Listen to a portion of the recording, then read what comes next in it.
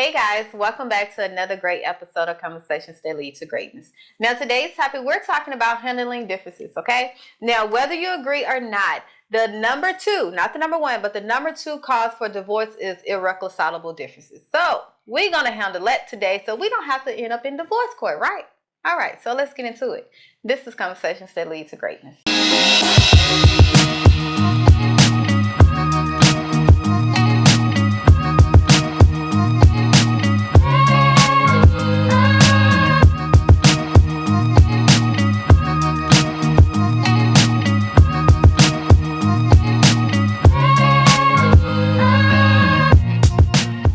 My name is Akeisha Smith. And I'm Lester Smith. And welcome back to our coaching podcast where we educate, motivate, and inspire you to break free of your limiting mindsets in marriage, faith, and finance that hinders your ability to create the life you desire, okay?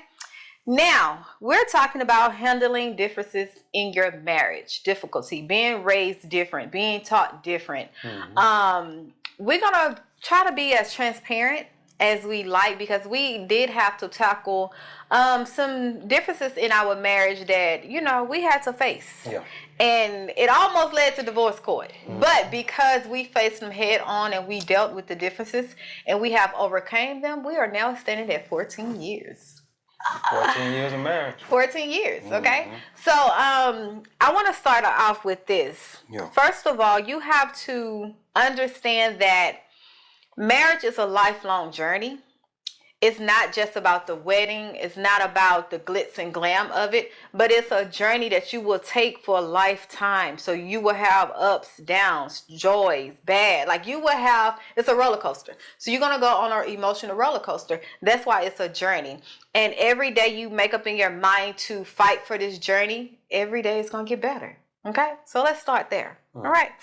So how do you want to start? However you want to start. How do I want to start? I'm good. First of all, I want to start by y'all pressing this button. Pressing this subscribe button down below. Yeah. If you're married or thinking about getting married or seeking marriage or planning your wedding, whatever, we have marriage content for you, okay? We have been married for 14 years and we just sharing a testimony to what we had to endure in our marriage and what we have overcame that led us to these 14 years, okay? So I always tell people we can't talk about nothing we ain't been through, okay? So this ain't nothing we read in a book. This is something we have been through. It's tried, tested, and what is it? True? Tried, tested, and approved. And approved, okay? So go ahead and hit the subscribe button. Yeah. Ready? Okay, so one of the things that we had to tackle being different in our marriage was how we was raised, okay? Yeah. Not just we was raised from a gender part, but how we was raised in the environment. I know with me, I was mostly, I don't want to say sheltered, but I was mostly, I guess I can say sheltered. I was mostly sheltered because I had 4 brothers and I was the only girl and I was the baby. But I also had freedom in a sense. So I was spoiled. There wasn't no freedom. I was spoiled. I had freedom. There wasn't no freedom. Where's the freedom? I had freedom when I moved with my daddy. Oh, okay. Okay, say that then. I'm just saying. There wasn't no freedom with your mama like that. No. You can just roam the streets. And, no. Yeah. You gotta be very careful when you say freedom. What that mean when you say that? Well, my freedom is different. My freedom was I get to go hang out. Like I went to the movies with my friends. Like that, I'm not bad freedom. Like not trying to sneak and do stuff. That ain't the freedom I'm talking about. I'm talking about the freedom that kids my age have. Like, all right. I went about that life. Okay. But I was able to be in cheer, go after school. Like I was doing a lot of stuff to keep me active in school. So that I looked at that as freedom. Okay. I can go hang out with my friends, and you know what I'm saying. So that's what I mean by freedom. Okay. So I was raised like that, and I was raised spoiled. So everything was about me. So when we got in our relationship, I thought it was supposed to be about me. Yeah. Like. Yeah, and she got a rude awakening, y'all. Did I? Awakening. Yeah, you did. Odd. You did, because it didn't go like you thought it was going to go. You thought it was going to be her. And I was like, no, what about me? Because let me say this. It is, they always say happy wife, happy life. No, it's going to be happy spouse, happy house in this house. Oh, yeah. We ain't going to just do that happy. So, yeah, she got a rude awakening. She thought I was going to do her, treat her just like her daddy was treating her. And yes. That didn't fly. That didn't fly. She could have easily got that, but I got to let her know that you can't just come through the door expecting that. Yeah. Yeah. But how you was raised in your environment? Because I know with me, by me being girls, I was always clean, put together, and my brothers was like dudes, like boys. So we clashed in that sense. Because I'm like, put the toilet seat down, close the cabinets, put the toothpaste on the cap, wipe the toothpaste from around the sink, like. So that was like our difference when we first got together. That was like, oh my gosh, irked me. Yeah, I was a little messy. You know what I'm saying? That's and the crazy part about it, that ain't the way my grandma. I was pretty much raised by my grandma. When I was living with my mom, it was chaos in that house. It was always, my mom was on drugs and stuff like that. So it was always chaos because if she wasn't getting her fix, she was trying to find her next fix. So that's what I seen as a child, and she lived in a lot more stable environment than I did. So by us living in those two different environments, it was when I got to, let me say this, when I got to be, let me say, how am I trying to say this? When I got to be in my own environment, with just me and my wife and just me and my girlfriend and whatnot, I wanted to be peace because I was raised in an environment of chaos. So I say when I get in my own environment, it's gonna be peaceful in my environment. So Right. Yeah, right. And that was not. That wasn't what I got.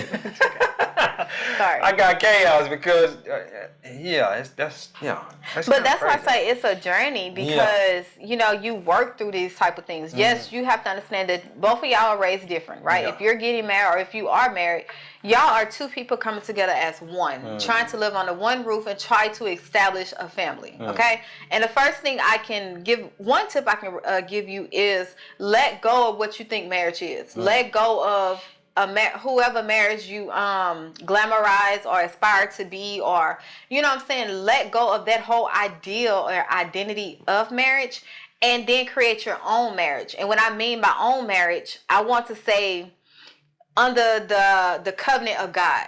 Because you say own marriage and people be doing their own thing. It worked for us. Cool. Yeah, okay. But is it on the covenant of God? So that's what I mean about create your own marriage. Some things that work for us. You gotta be careful what you say. I know. Create your own marriage because they be talking. Oh, we can have an open marriage. Exactly. And that's crazy. No, that you even gotta say that. Not in God's eyes. Yeah. You can do it if you want to, but you're gonna be living for the devil. You ain't gonna be living for God. Yeah. So you have to just really find out what works for us, and what works for us is he's peaceful and I'm peaceful. So I had to go on a healing journey and find out why I was going through all this.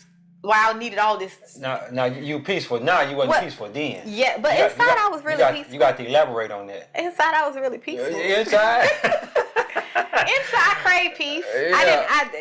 Okay. You had to find out who you were as a person to get peaceful. Right, and I had to go and re-identify with myself because situations, environments, the people you hang around influence who you are, influence your personality. So if you're around people that is very toxic, loud, and want to like messy and all that, you're going to take on that. So that's what I had to change. Yeah. And I was wondering why do I want all this drama? Because that's who you was around. Yeah, and I was around, basically. A bunch of nonsense. Yeah. Anywho, Mm-hmm. another differences we had in our marriage is delaying starting a family. At first, guys, because I was 19 when we got together. Yeah. When I got together, I thought I was supposed to be pregnant. Like, I really wanted a child within 3 years, right? And I don't even know why. It was just something, whatever. But he didn't.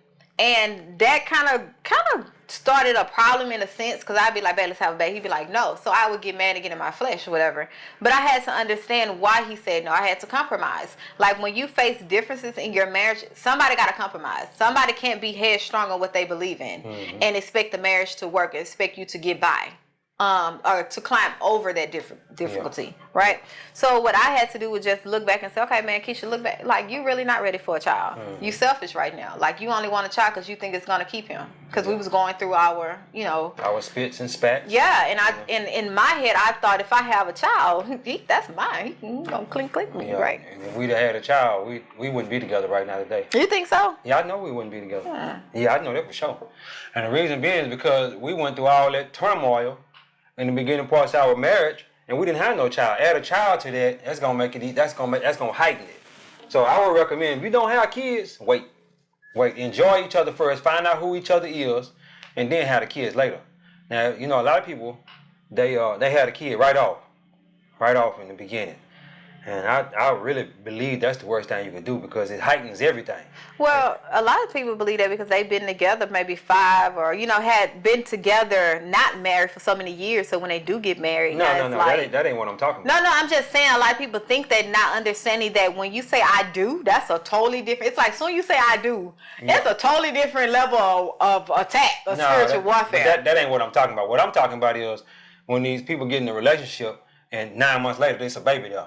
Like you ain't, y'all ain't did nothing together. You ain't even seen all the seasons of y'all don't even know who each other is. Y'all got in a relationship, then y'all had a baby, right? And y'all ain't even married yet. So after the baby's born, right when she get pregnant, y'all get married. Some people they feel like, I guess you can say it's like a forced marriage. Because we feel like because we didn't have this baby, we got to get married. Yeah, out of wedlock. Yeah, out of wedlock, and I think that's how a lot of people get locked in on a marriage or whatnot.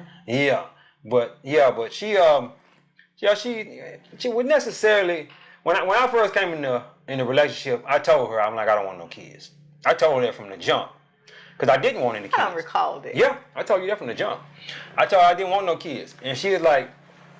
And I say that's something you got to think about. If that's what if you okay with that. But she hinted from time to time that she wanted a baby and this and that. But I really wasn't trying to hear it because I didn't want any kids. And the reason I didn't want the kids because I felt like I wasn't loved as a kid. And how I'm gonna love a child and I wasn't loved as a child. Yeah. So what I had to do was go within and learn how to love a child. So that way I can bring a child into this world. And once I did, we was together 10 years. 10 years before we had our first child. Mm-hmm. So when I went within and found out who I was as a person and that I can love a child even more because I felt like I wasn't loved, that showed me how to love this child. Mm. You understand what I'm saying? Then I could bring a child into one day I just woke up because my mom passed, my dad passed, my sister passed, so I didn't have any close family members. So I say, well, if I don't have any kids, it's gonna stop right here. Mm-hmm. This generation gonna stop right here. And I had to ask myself, Lester, are you being selfish? Mm. Are you being selfish because you don't want any kids? You being selfish because you feel like that because you wasn't loved as a child that you can't love a child. But go to God and ask God to heal your heart, and that way you can love this child. Yeah. Mm-hmm. So that's the way. So that's how we ended up with kids. So I just come one day, babe. I think when I'm ready to have kids. She's like, okay, and we there. I was like, okay, but this is crazy. It wasn't even no resistance there. It's like she would wait on me to say that or something. So listen, that's why I say, you know how you give a response before even you think about it. Yeah. So my soul knew I wanted to have kids. Yeah. But it's like I hurry up and jump the gun and say, yes, not understanding that our life is going to change forever. Mm-hmm. And I had to ask myself, am I ready for that change? Yeah. Because we were so used to being us. And we got used to that. Mm-hmm. So I had to really ask myself, Keisha, are you ready to take on that role of motherhood? Because that's going to require sacrifice. Mm-hmm. That's going to require sometimes you putting down your dreams, putting your dreams on hold, putting what you thought that your life was going to turn out on hold for your child's. So I had to really just think about that. And I think a lot of times so many people are excited about the married life and not understanding when you add kids to it, it's a whole different ball game. Mm-hmm. Because now you wife and you mom. Mm-hmm. And now you husband and you dad. Mm-hmm. And so many times we dive deep into our kids and neglect our marriage. Yeah. And then that's how we get to things like this. I think I was more ready for the kids than she was. Yeah. And I'm gonna tell you why I say that.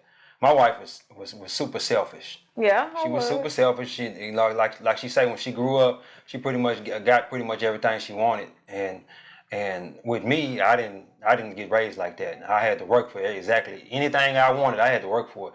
Even my grandma, she would take me to work with her and give me money. But she made me work for the money. You understand what I'm saying? So it was like, I ain't giving you nothing, little daddy. You got to come on and take care of this here, and then I'll pay you. Even when I went over her house on the weekend, I had to wash her car, for my allowance for the week. My mom wouldn't give me no allowance, and I better hide it. You know what I'm saying? Because my mom was gonna take it and go do drugs with it. Yeah, that's the type of environment I lived in. I thrived in. But So when I said, hey babe, let's go ahead and have this baby, she's like, okay, and that was it. And the crazy part about it, my pull-out game was strong. I'm talking about strong. For them 10 years, it was strong. Even she went on birth control for a little while. And then she came off the birth control. I was still pulling out. Even when she was on birth control, I was pulling out. I was scared. I was scared for a baby. I was scared for a baby to come off in there. And the crazy part about it, as soon as I did that, as soon as we had sex the first time with that on our mind that we was about to have a baby, the baby was in there. Yeah. The baby was, and I'm talking about, man, that was the craziest thing to me. It wasn't no time like to try. You know how you try? Yeah. It was like on the first try, I'm like, God dang, we didn't even have time to like. That wasn't nothing but God. Let it marinate. That wasn't nothing but God. God was ready for us to have a child. He's like, I don't know what y'all waiting on. I'm ready for y'all to have it, but yeah. And that's crazy because when everybody asks, like, we was like, oh, we know what she was conceived at. We know what time, what date, and everything. Everything. Because it was planned. Same thing with the second child. It was planned. It was planned. She tried to avoid the second child because she didn't want both of them to be born the same day. The same day. And guess what? They one day apart. May 24th and May 25th. So, she tried to avoid that, but God said, no. He coming up through here. She tried it. She tried it, but, because we was already trying. We was already trying to have the baby, and the baby wouldn't come the second time. At around a certain time, she wanted to stop trying because she felt like, we're trying now. That's gonna make the babies be real close together, and I don't want the babies to be real close together.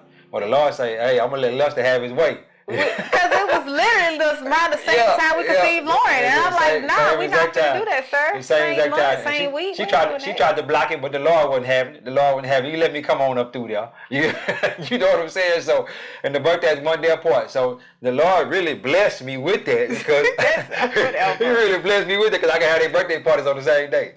And then when they get old enough, we just gonna have it at a restaurant, something like that, and give them a little cake. You know what I'm saying? That's what it is. That's what it is. Next differences. Yeah. The next one and the last one is the spiritual issues. We actually had to face this early on in our marriage. Yeah. Okay. To the point where I just was like, we unequally yoked. This ain't gonna work. Like, what are we doing? We spinning our wheels. Like, are you God? Do you believe in God? Like, she called me the devil. Hey. Yeah. I was the devil. Did I call you? Did I say that? I said you acting like. No, you called me the devil. You the devil. You the devil. You the devil. I remember that like it was. I did not say you was acting like. No. Oh, you the devil. You the devil. We unequally yoked. You the devil and all that. I said that. Well, she was really the devil though. No, but this is the killing thing because it'd be certain things you would say that be like, I'd be like, why would you say that? Like, but we was dealing with our own spiritual journey, like within ourselves. Yeah. And that's one thing you have to realize, like when you're raised different, and I grew up in church my whole life, and church was my life. I was in church. I was in church actually more than she was. But what I'm saying is you stopped. Yeah. Like I never stopped. Like my whole background is church. That's all I know. But the crazy part about it though, we 8 years apart, so I still went to church longer than you went to church. Oh my gosh. We 8 years apart, so I went to church way longer than you went to church. So let me say this real quick before you go on. When we got together, you were 19. So that made me what?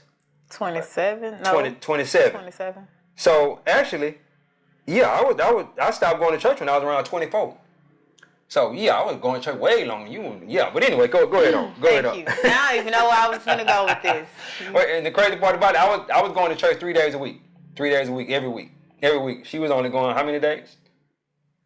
One day a week? On Sundays only? Probably so. Yeah, I was in church, so I was in church way more than she was. But this is the killing thing. What I didn't understand, because you boasting it big time, and I was like, "But you wasn't living it." Yeah, there's a difference when going to church and living it, and I think that's when the problem came. Because I'm like, you was what? You was raised well? Like, where's your fruits? I don't see any fruits of the spirit. Yeah. So that's when it happened. Like, because I'm just like, dude, like I'll be trying to come on, let's read the Bible, let's read the scripture, or let's pray together. Like, oh Lord, let's not even get on praying together. And that's what made me think like, nah, sir, you wasn't going to church your whole life because this is stuff you're supposed to know or do. Yeah, I knew the stuff. I knew it. I just didn't want to let her know I knew it. I'm pretty sure I was way far along than you was, and as far as my Bible was concerned. But the thing about it was, this is what happened. What I seen in church made me stray away from the church, and that's when she caught me when we got together. I'm like, that religion stuff, and she was in religion. She wasn't in a relationship with God. She was in religion, and I'm trying to find out. I'm looking. I'm searching. And I stopped searching, and I kind of chilled for a while. But I'm looking. I'm searching. I'm like, yeah. Let me figure out, because what they was teaching me over here, that ain't it. That you ain't gonna tell me is there's some kind of virtue in poverty, and I'm supposed to give all my money to the church, and all that kind of stuff. And the pastor, the only one riding around in a nice car, and this and that. So I'm trying to find myself, and she caught me when I was trying to find myself. No, I think I caught you when you stopped. And trying to find yourself was during the course of our relationship. No, what I mean, what I was trying to find myself is I stopped going to church. I stopped going to church because of that reason, because there was so much hell in the church. There was so much hell in the church, and this and that, and I started going to another church. But I say, well, I ain't getting what I need over here either. So what I'm gonna do, I'm gonna just go to church. I'm gonna just go to work every Sunday. I ain't gonna go to church. I was being rebellious. I was being rebellious.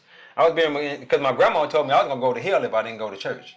So I was being rebellious to her and the Lord. I was just gonna say, because it didn't even matter to her. It mattered to her. You were being rebellious to someone that didn't even do nothing to you. No, it mattered to her. She was adamant. I'm talking about, me and her stopped talking for a long time because I stopped going to church. Mm. And that's the type of grandma I had. Well, that's needy, she like, nigga, don't come over here. You ain't going to church. I don't want to talk to you. What are you doing? Because I raised you right. What are you doing? That's pretty much. And then look at who you was hanging around, your environment, and all. Come on now. Yeah. Come on, mama's knows. Yeah. But spiritual issues. Yeah. We had to overcome those differences. Yeah, we had to overcome that. And it was deep. Like, it was deep in our marriage, because it affected us to the point where I was just like, I can't be in here fornicating and sinning. Like, I can't be going to church, praise dancing, praising the Lord, and then coming back, opening my legs to this man that I'm not married to.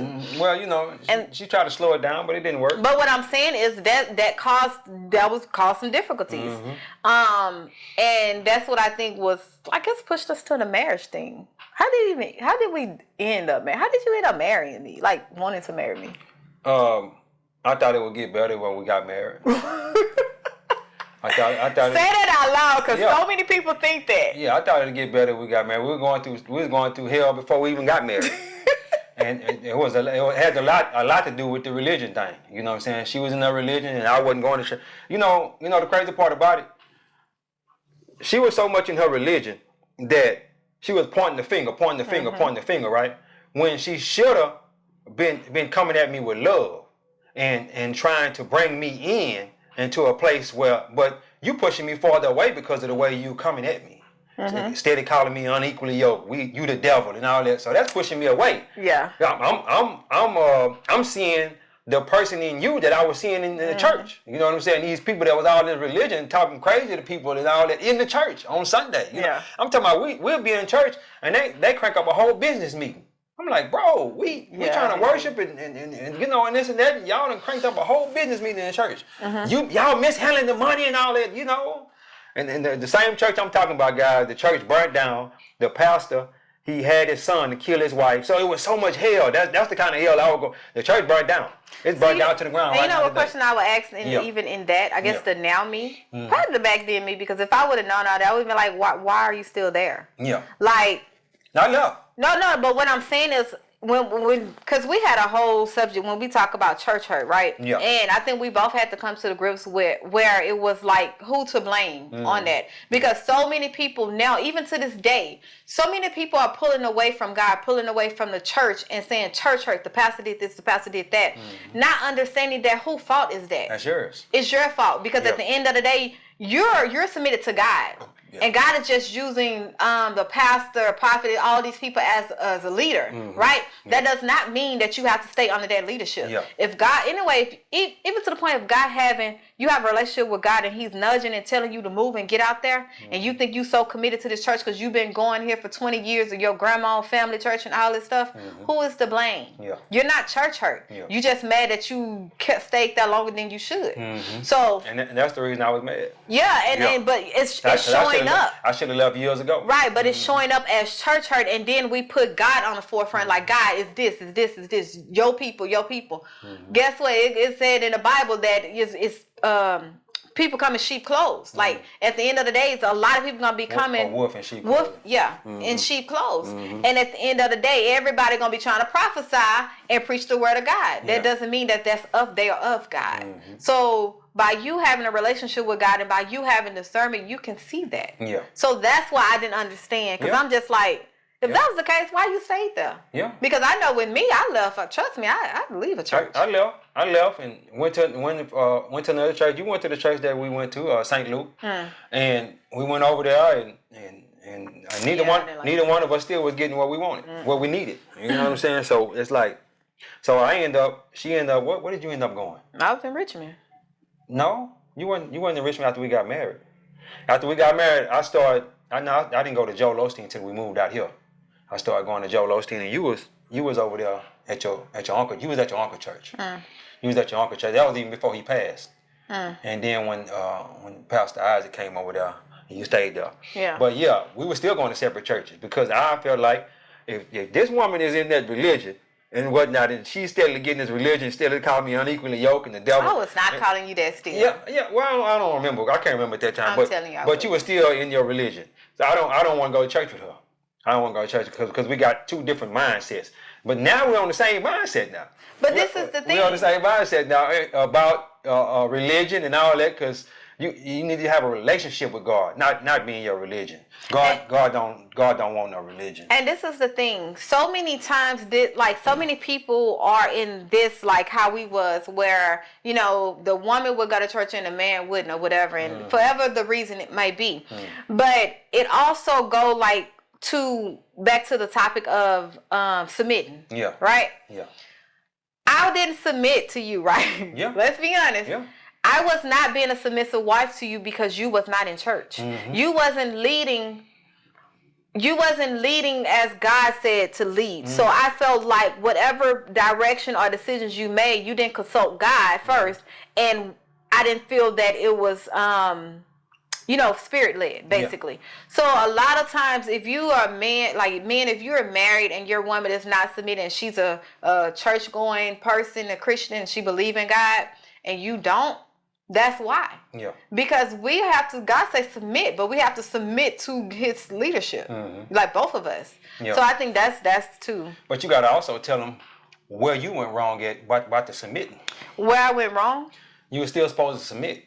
Even though I wasn't, God wasn't the head of my life. Yeah. You done already married this man. Yeah, I did. So you were still supposed to submit to me and you keep doing your thing, keep praying to God, and God would have, even though I probably would have came around a lot sooner than I did, but even though I still came around, and she was supposed to still submit to me as a husband and look at me as if I was Christ, basically. You understand what I'm saying? And keep doing that on a daily basis, keep praying and whatnot, and saying that, hey, he gonna come around.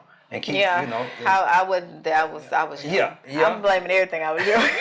You blaming yourself what? I was young. Okay, she gonna blame everything on she was young. I was young. We got married at 20. I was 21. Yeah, you was. So, but yeah, that's the way she should. And if you in a marriage, and now y'all two different, he Muslim and you follow Christ and stuff like that. I don't know how to. I don't know how that would work. Can't speak on that. I can't speak on that. So, what I'm saying, if he's a non-believer and you're a believer, now that can be worked out, I believe. He would, and it says somewhere in the Bible that he would come to Christ through you. Exactly. Like you would be the one to lead him to Christ. So if she would have submitted to me and submitted to Christ and just kept working, kept praying and whatnot, I would have just came. Even though I did it eventually anyway. You know what I'm saying? I always I always had I ain't gonna say I had a relationship because I didn't know who God was, but I was raised in the church. Basically, what I'm trying to say. So yeah, I eventually came around. Now we in church every Sunday. We go to church every Sunday, and she got out of her religion, and we was able to. We got out of our religion. He quick to say she religion. I was not. I didn't got all the way. I didn't had got all the way out of it. I didn't got all the way out of it. I was out of my religion. Everybody. No, seriously, I was out of it because I wasn't going to church. I was like, nah, I can't. I'm out of that religion stuff. I can't go to church and this and that, and they teaching it. You know the crazy part about it though? If I'd have just got it, I wasn't in my Bible. If I'd have stayed in my Bible, I would have knew that what the pastor was saying was wrong. Even though I knew it in my heart, I'm like, this ain't right, what he's saying and whatnot. Even though I knew that in my heart because I had read the Bible. I read, parts of the Bible. I was like, well, that what he teaching? That ain't what the Bible's saying. And so that's what made me stray away from it. You know what I'm saying? And I was like, okay, well, that what he's saying ain't right, so I'm not gonna go to the church no more. I'm just not gonna, and then when we went to the other church, I'm like, oh, well, this ain't this. He pretty much saying the same thing, so I'm not gonna go to that church no more. Hood churches. The churches in the hood. You know what I'm saying? When I started going to Joel Osteen, though, I'm pretty sure a lot of y'all know who Joel Osteen is on the radio and all that. I started going to Joel Osteen. I'm like, okay, yeah, this is more what I feel like Christ is trying to tell me. Christ is trying to tell me that He want me to be abundant. He want me to be doing, have the desire, the life I desire and all that kind of stuff. I'm like, okay, yeah, that makes a lot more sense to what I'm trying to. You wanted that feel good. Yeah, but yeah. So many times we go looking for that feel good message, feel good, abundance, prosperity. But then when it's time to get rebuked, we don't like it. Yeah. But hey. So now the church we in now, we get the feel good message and we get rebuked too. So you got a combination of both. So you know what I'm saying? Yeah. Yeah, guys. So as we close, we went on too long on this topic. Yeah. I love that topic though, and the reason being is because it shows you that if we could do it, if we could work through that issue, you can work through it too. You know what I'm saying? If you have one person that's a believer and one person that's not a believer, it could be worked out. It could be worked out. But now, like I say, if y'all from two different religions and stuff like that, two different, I don't know how they will work out. So, yeah. Yeah, guys, please be sure to thumbs up this video, Like, share, and subscribe. All of that. Like, good share, and subscribe. stuff. Yeah. Yeah, babe, take us home. All right. God is good. Life is good. When we look good, we feel good. We live in a life of abundance. Peace. Bye, guys.